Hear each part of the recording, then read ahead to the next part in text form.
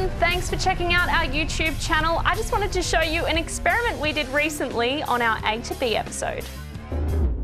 The first thing I need to do is put on safety gear.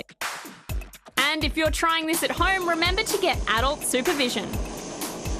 There's a small amount of water in the bottom of this can that I'm going to boil.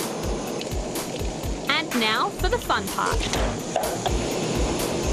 But how did that happen? When it boils, water turns into gas as water vapor, or the steam you see on top. This pushes the air that was inside the can out.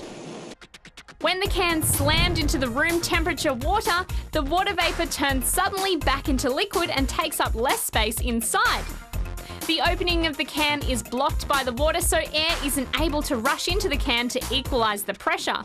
This means the pressure outside is much higher and crushes the can.